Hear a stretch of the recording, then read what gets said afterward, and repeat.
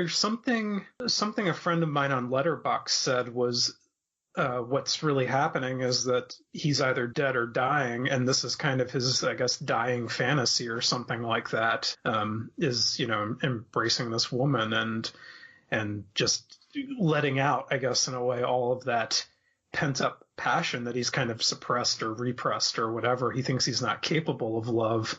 And he kind of gives that impression off. And she said something, that the thing about it being kind of a death dream or whatever. And I think I can kind of buy that, because it's just so strange. Like you said, the 360 camera that just seems to keep going well past when, it should stop or with go Sting into something. Playing. Every breath you take is playing during that spinning scene. Yeah, it's a little like Cat's Eye in that way, but yeah, I thought if it's literal or whether it's like this figurative thing that's happening sort of on a metaphysical level, I'm fine with either one of those. I felt like that shot was just so brightly lit, and he's wearing that white gown. Granted, it has spots of blood on it from where he pulled the barbed wire all over himself. But I was like, this scene looks ethereal. Mary's the angel, and is he ascending? I mean, it almost makes it seem like if you're looking for the figurative, he's kind of he's ascending if he did in fact die. I don't think he did. Do you think he did any of that barbed wire? Well, we see him in the garden, in the cemetery, sort of keeping up the grounds a little bit. He uncoils like a length of barbed wire from one of the fences. I took that at face value, actually. I'm like, the way he was ranting and growling and just like, he needed to get that out. And I guess all he could think of in a pinch, outside of blowing up the church was, I'm going to do this to myself. And there was talk about martyrdom or whatever earlier in the movie as well. So he sounds like you during like freeform poetry night at your local coffee shop. I panic and just get the barbed wire out and start doing flop sweating. Kind of a G.G. Allen performance piece, yeah. A lot of poop. Yeah, that's not coffee in those cups. Sorry, folks. No, yeah. Oh man, no, but I think you're right. And the thing is, I guess I just don't want to know, because it's such a satisfying film. And yeah. Okay, how would this movie have changed if he just died and we're staring at a cross for 40 seconds? Do you think it goes from very literal to, so you see it and there's really nothing to discuss? He died and he gave into despair. But on this, when you don't know what happened, then it opens this whole entire conversation up to doing that. Do you think, I mean, obviously it was a smart move by Schrader because he got a nomination and people adore this movie, but what would you prefer?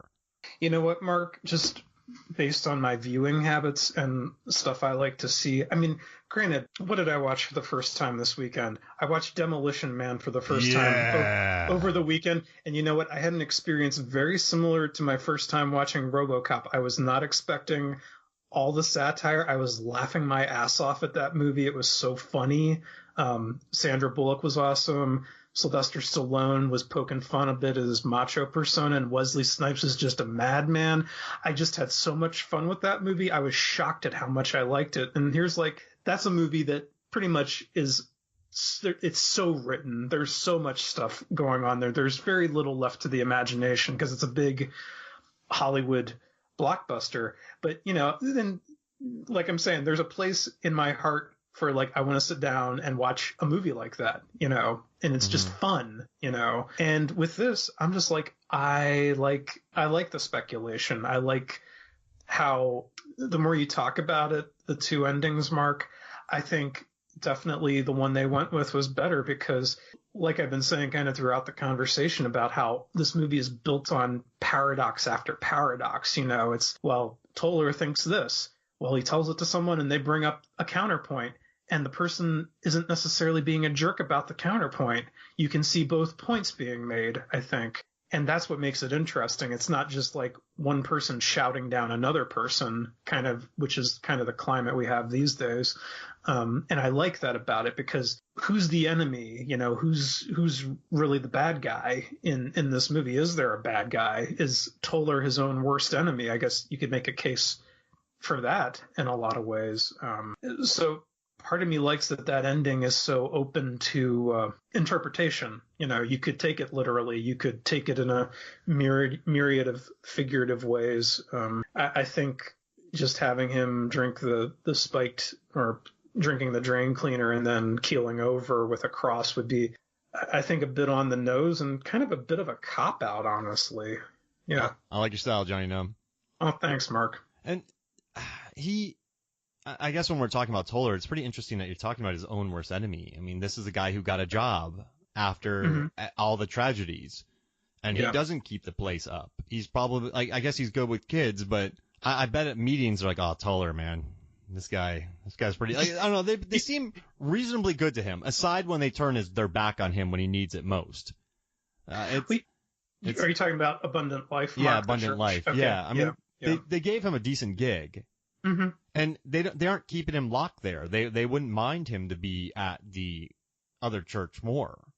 Yeah, actually, Cedric the Entertainer is like encouraging that. You know, it's like that whole thing about you're always in the garden. You know, even Jesus went to the temple, you know, or the marketplace or whatever. Yeah, it's so yeah. There's really no super antagonist in this movie. There's no super even protagonist, I guess. I mean, I guess you know, Toller. But he's a very broken man. And you know what, too? Can I? Sorry to jump in on you, man. No, go ahead. I like this. He's broken, and there's no magical fix for being broken. You're not gonna meet a lady named Mary, played by Cameron Diaz, and then go golfing and you're fixed. That's a really weird pull. But you're gonna stay that way. There's not a permanent fix, right? And if you're already an introvert, you're suffering. I like that this movie doesn't cop out. I guess you're right. It doesn't cop out. Nothing about it cops out. So I dig that about it. I think you're right. And I sort of resent the shallow kiddie pool discussion because I don't like these movies. They don't need to explore everything in 100 minutes. It's impossible. Right. And I think it's almost insulting if you're going to try to cover religion in 100 minutes. You just got to micro focus on a story, and that's what it did. Yep. Oh, man. And no, yeah, totally. Go ahead. And also, you got to listen to Megan and I recorded a Final Fights episode about Demolition Man. Oh, yeah, and I thought you did an episode about that. I need to listen to it. Yeah, it's about 20 minutes long, and you'll hear about the final fights. It's fun. Megan and I, we had some like revelations talking about it. So I think you're gonna like it. But hey, do you want to do something real quick? Let's break up the conversation real quick. And I want to do a Ethan Hawke draft. And you can vote on this on Movies, Films, and Flicks Facebook. And also, don't worry about any ringers. I want you to pick whatever you want, Jonny Numb. Whatever your heart says to you, you pick. Don't worry about it. Pick whatever you want. And let's just build the ultimate Ethan Hawke 5-on-5 verse squad. And you go to Movies, Films, and Flicks Facebook to vote on it. Also, I love it. So I read his book, Hottest State. I really like it. I did too. It's on my shelf. Yeah. Really connected with me. I read his book, Ash Wednesday. I like that as well. And I also read his Knight's Rules for a Night. I read that as well. But you're supposed to read it to a kid, so I felt a little weird reading it. But I like him. I've liked him for a long time, and I have a really cool data project coming up with him in it. And I don't know. I like how funky his choices are. We just watched 24 Hours to Live. Weird. But he's an action star in it. He's kind of beefed up. It's weird to watch, but I dig it. So I'm gonna give you first pick. Okay, you know what? If you pick what if you pick what I want, I'm gonna be very angry. Just give me a heads up.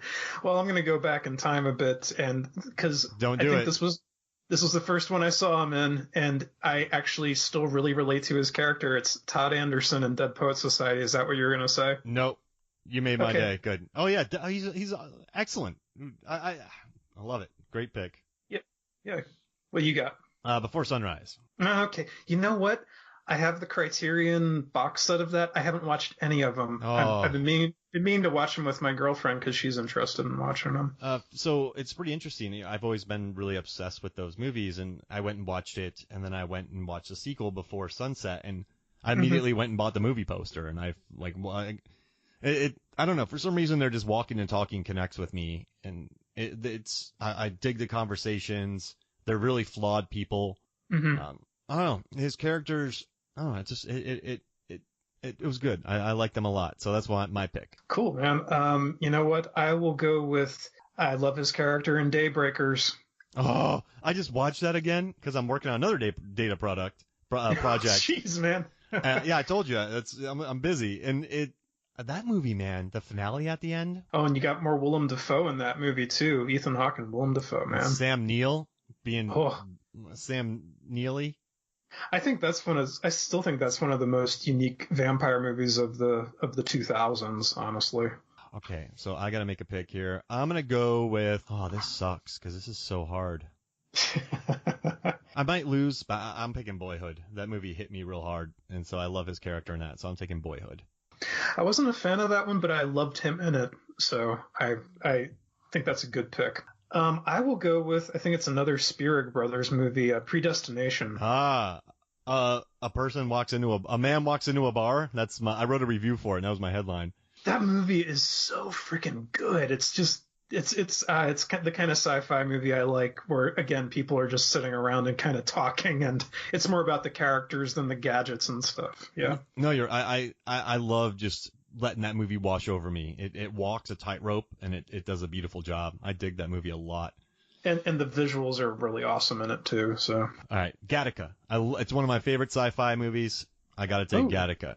I love it. Still haven't seen that one. Yeah, he's done some. I mean, this dude has made movies, man. He's made movies, but he's made some excellent films. All right, what you got next? You know what? A movie I think more people should put their eyes on, if they haven't already, is Ty West's In a Valley of Violence with John Travolta. That's a recent film. Yeah, that's maybe 5 years ago, maybe. All right, and a nice little Western. Yeah, it's interesting to see how, I think Ty West can do anything, and he does a really good job with interpreting the Western. Yeah. Oh, this is tough because there's a lot of good movies that he's been doing here. Well, he's in Valerian. I like that movie. Oh, that's right, he is. Yeah. Oh man. Okay, so I'm just gonna take because this is really interesting. I was a huge fan of his, right? Mm-hmm. And when I saw Training Day, I kind of I kind of thought to myself, listen, Denzel deserved his Oscar, right? 100%. But he needed someone like Ethan Hawke to play against. It's a very unselfish role by Hawke, but a Hawke plays a guy he's run over, but he's not a he's not a run over. The way he plays it, I think, is excellent. I love the way he plays that role in Training Day. And I mean, Denzel probably could have acted off of a beach ball and been amazing and won an Oscar. Right. But I think what Ethan Hawke did opposite him, I mean, it's not Oscar worthy, but it's unselfish, and I think it allowed Denzel to really shine. No, I agree with you, Mark. I think I love how crazy Denzel gets in that movie, but I like how Ethan Hawke is kind of the straight man. Just kind of, he's like that by the book foil guy who's slowly getting more and more corrupted as the day goes on. Yeah, he's having a bad day. Definitely. Yeah. All right. Who you got? You know what? I'm not the biggest fan of this movie, but I think Ethan Hawke is great in it, and it's Sinister. Oh man, yeah. I'm not like that. The movie succeeds because of him. It's him watching a screen, right, of pre-filmed murder. Mm-hmm. A great sweater. I love. Hey, the lawnmower. That's all you need to know. Oh, but man. Yeah. Between that and The Happening, geez Louise. All right, what do you got, Mark? My last one. I mean, he has I liked him a lot in Good Kill. Thought he was. Yeah. I liked him in. What you got? Oh man, but he's in. All right, so he's in Lord of War, right? He's in Reality Bites. He has Before Sunset. Oh my God. So many good movies. I mean, Snow Falling on Cedars. I went and watched that because of him. But you know what? I'm gonna go with a really messed up movie, and that's Before the Devil Knows You're Dead.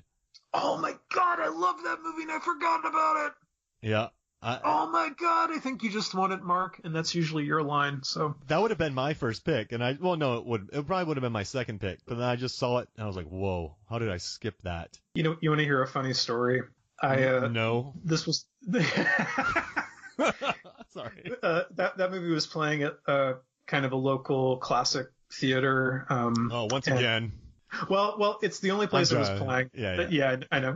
Well, back in my day, I used to live close to this theater that was a little hoity-toity. Not as hoity-toity as the one I mentioned earlier. But in any case, I